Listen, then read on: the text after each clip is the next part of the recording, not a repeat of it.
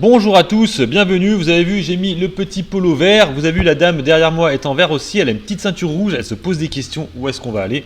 On va voir ça tout de suite. Donc, sur les futurs, il est actuellement midi et demi. Sur les futurs américains, nous sommes légèrement verts. Voilà.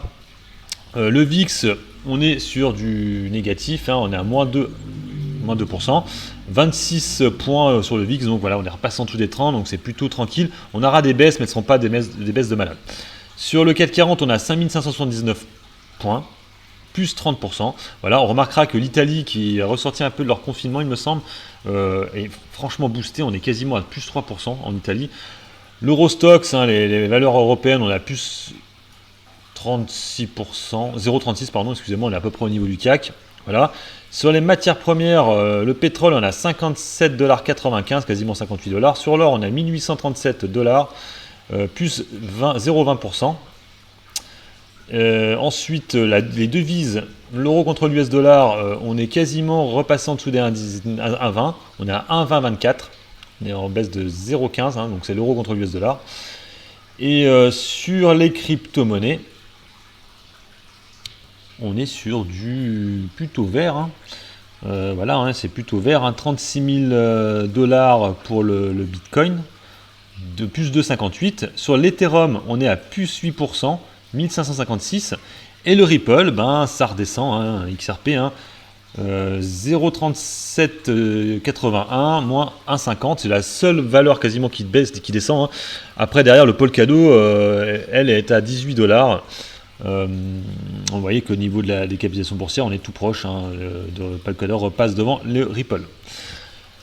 Donc on va passer sur les news de la journée. Donc on va commencer par Publicis qui annonce des résultats en forte baisse, moins 15%, un bénéfice net par action. Et assez bizarrement, on voit qu'elle prend 1,51. Pourquoi? Parce qu'il parle de dividendes. C'est vrai qu'en général, quand on parle de dividendes, on achète. Donc retour du dividende de 2€ à la prochaine Assemblée Générale. Donc vous savez que les dividendes, la période des dividendes, c'est souvent fin mai, début juin. Donc c'est pour ça que je ne pense pas que les marchés vont vraiment s'effondrer, à voir. En tout cas, si ça s'effondre, profitez-en pour prendre des actions à dividende parce que derrière ça rachètera quelques mois avant l'arrivée du dividende, donc certainement en avril, voire en mai. Donc eux ils annoncent un dividende à 2€. Voilà, donc légèrement plus bas que le dividende avant la crise, mais quand même un dividende. Donc retour du dividende pour Publicis, c'est plutôt bien. Je me pose la question s'ils avaient arrêté le dividende, je ne me rappelle plus trop. Mettez en commentaire si il me semble qu'ils avaient peut-être pas arrêté. Bon, à voir. Et après, niveau des résultats, voilà, c'est une baisse de moins 13%, mais les marchés ont plutôt vu le dividende qui était de retour, donc ça les a plutôt rassurés. Voilà. Donc ensuite, dans les autres news, on a eu Navia. Alors on va faire un petit arrêt sur Navia, parce que Navia,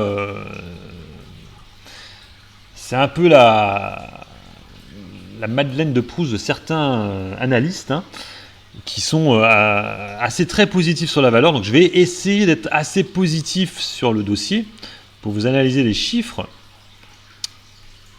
Ça va être difficile, mais bon, on va essayer quand même. Donc voilà, la société est un repli du chiffre d'affaires de quand même 30% en 2020. Et c'est vrai qu'on peut s'interroger par rapport à cette forte baisse du chiffre, parce que bon, vous savez, Gossin, typiquement, qui a donné ses chiffres il y a peu de temps, était elle en hausse de, je ne sais plus combien, à peu près 20% ou 10%. En tout cas, voilà, une hausse à deux chiffres, alors qu'elle a une baisse à deux chiffres, et une forte baisse quand même. 30%, c'est quand même énorme pour un secteur, on va dire green tech, automobile électrique, qui normalement devrait être énormément boosté. Donc, on a un chiffre d'affaires qui est à peu près à 10 millions d'euros. Je crois que celui d'avant était à peu près à 13 ou 14 millions d'euros à peu près. Donc voilà, la baisse de 30% est là. Donc il explique ça parce que Navia, il y aura la transformation du modèle de Navia qui a été engagé sur les 18 derniers mois, impacte de manière anticipée et temporelle en revenus. Donc c'est souvent ce qu'ils disent les sociétés, c'est quand ça va pas très bien, ils disent oui, c'est parce qu'on essaie de se transformer. Donc automatiquement, ce qui se passe, c'est qu'avant, ils essayaient plutôt de mettre en place des véhicules autonomes et maintenant, ils voudraient plutôt fournir des services par rapport aux véhicules autonomes. Voilà, c'est ça la différence. Donc c'est vrai que c'est plutôt intéressant. Ils pourraient, dans quelques années, vendre leur technologie, peut-être se faire racheter sur la société. Donc là, actuellement, on voit quand même que malgré la mauvaise news, on voit que, vous voyez que graphiquement parlant, on voit qu'on est allé combler un gap à 2,80. On est descendu même plus bas, hein. Moi j'en ai repris aujourd'hui à 2,70. C'est passé. Là actuellement on est repassé au-dessus des 3 euros. On n'est plus qu'à moins 2,40 de baisse. Donc c'est plutôt bien. On voit que le marché en veut quand même, hein, de cette société Navia. Après, au niveau de la capitalisation boursière, par rapport à Gossin, on est quand même beaucoup moins haut, hein. On est qu'à 90 millions d'euros sur Navia, alors que Gossin, on est à plus de 200 millions, hein. Donc ça n'a rien à voir. Mais ça reste quand même intéressant. Je vous dis, on va juste regarder un dernier petit truc par rapport à la société au niveau du flottant. Combien y a-t-il de flottant sur la société? Là, je vous fais carrément une analyse de la société en temps réel, on va dire. Ouais, non, ça va être un peu difficile de faire un rachat quand même, faut dire, parce qu'il y a pas mal de grands groupes qui sont dessus, il y a Valeo aussi. Mais bon, je pense que dans les prochains mois, le chiffre devrait repartir un peu à la hausse. Ouais, il y a peu de chances que ça reparte en forte baisse. Par contre, faites très attention à Klepper Chevreux qui balance des actions très souvent, qui fait qu'on aura du mal à monter fortement sur la valeur. Dès qu'on va monter fortement, ils vont se défausser leurs actions et du coup ça va redescendre automatiquement. Voilà, j'ai essayé d'être le plus positif sur la valeur. Ensuite, on va repartir sur les news. Danone qui va faire du Nutella. Voilà, c'est la news, la super news. Je tape Danone et je ne le vois pas. Voilà, donc une news qui fait perdre l'action encore 0,51. Ça enchaîne les chutes, hein, pour Danone, hein, ça a vraiment du mal à repartir.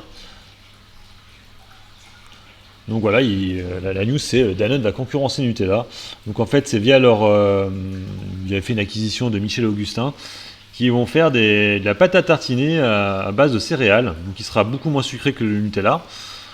Voilà, bon, après à voir, mais bon voilà, la news n'a pas vraiment emballé les investisseurs, hein, qui l'a fait encore baisser aujourd'hui.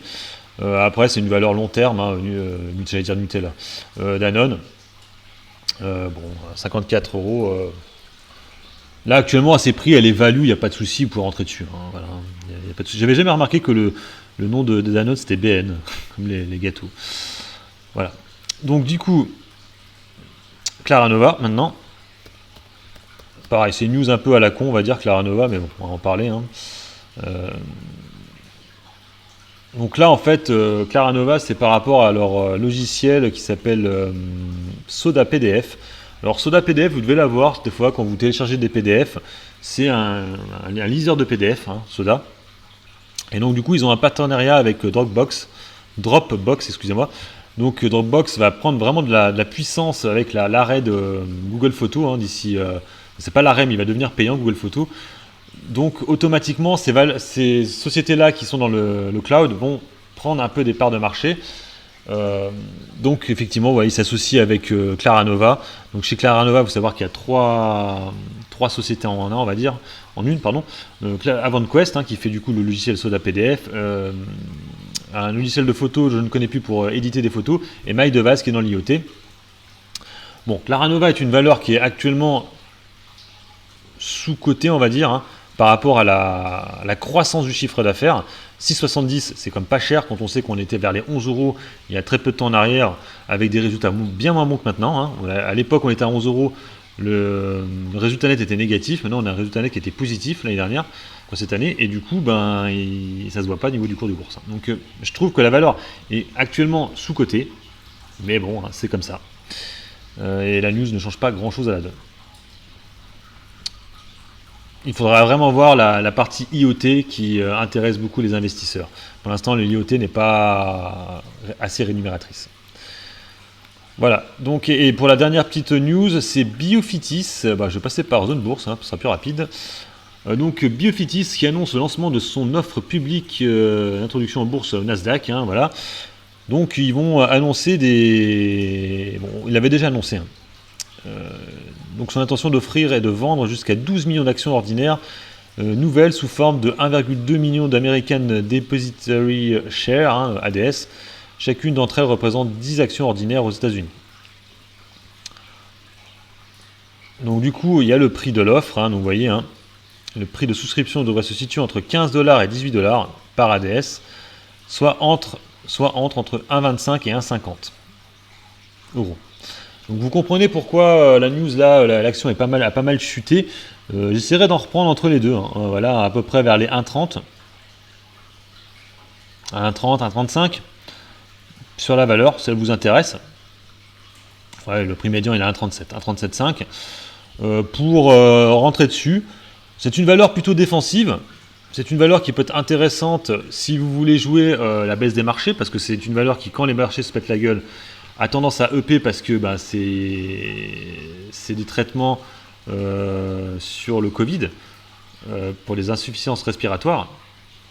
C'est une valeur qui est quand même ultra spéculative. C'est une valeur qui a été suspendue comme 2 fois l'année dernière, hein, pendant quasiment plus de 15 jours. Donc faites quand même très attention.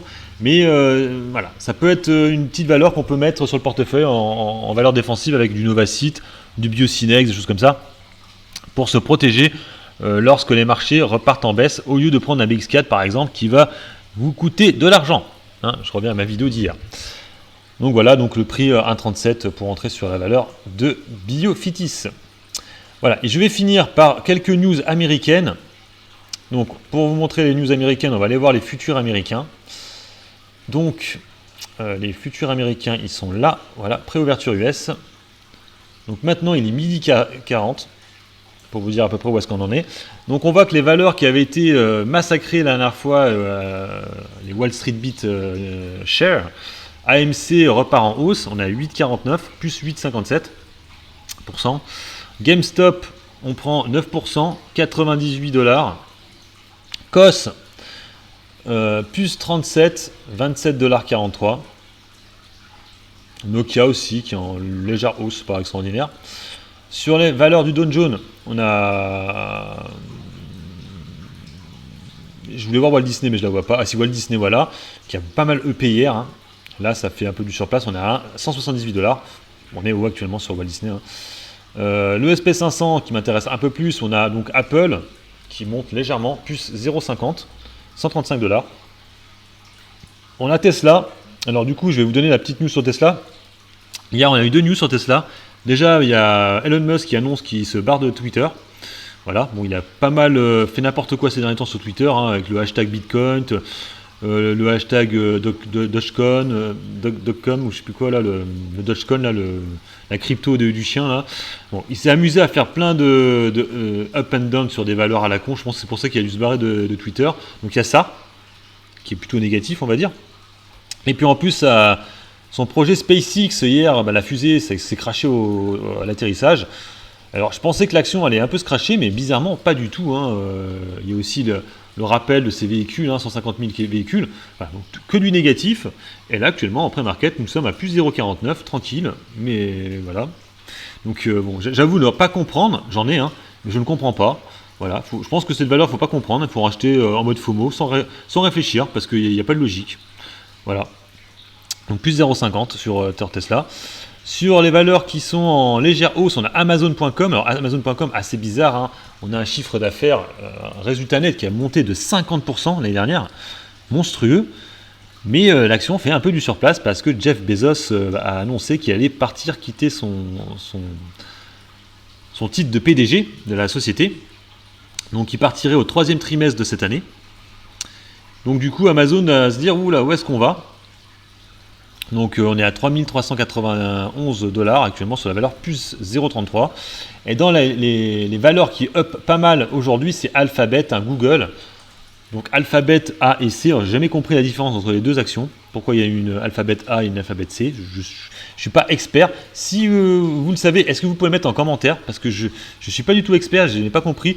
Souvent quand il y a 2 actions différentes, c'est qu'il y en a une qui est plus chère que l'autre, mais là je ne vois pas. C'est quasiment le même prix.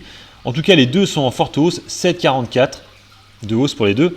Alphabet, donc Google a annoncé des chiffres, un résultat net en hausse de 40%, donc plutôt meilleur qu'espéré, plus 43%.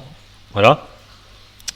Donc c'est plutôt bien, hein, voilà. Et comme je vous l'ai dit tout à l'heure, par rapport à Google Photos, il faut savoir qu'à partir de juin, Google Photos va devenir payant, hein. Donc du coup, ils auront des revenus encore en plus. Par rapport à ça, avant Google Photos c'était gratuit, hein, quasiment personne payait. Maintenant, à partir du mois de juin, on va devoir payer à peu près 1,99 € si on veut prendre plus de 15 gigas, je crois, de stockage. Donc du coup, je pense que des gens vont quand même le payer, ça, et du coup, ça va faire un revenu en plus pour Google. cette année.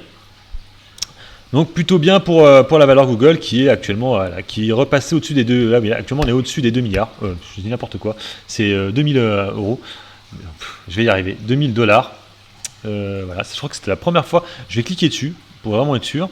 Parce que je ne la suis pas vraiment, hein, Google. Hein. Donc, vous voyez, on est à 1919.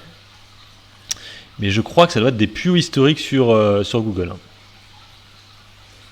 On va attendre que ça charge. On va y arriver. Voilà. Oui, c'est ça. Je pense que c'est des plus hauts historiques sur Google. Plus historiques. Les 2000 dollars sont touchés en pré-market. Voilà, j'arrête là ma petite vidéo de news. N'hésitez pas à mettre des commentaires sous la vidéo, à mettre des petits pouces bleus, c'est motivant, à vous abonner à la chaîne si vous aimez le contenu. Allez, bonne journée à tous, bon investissement et bon trade. Ciao!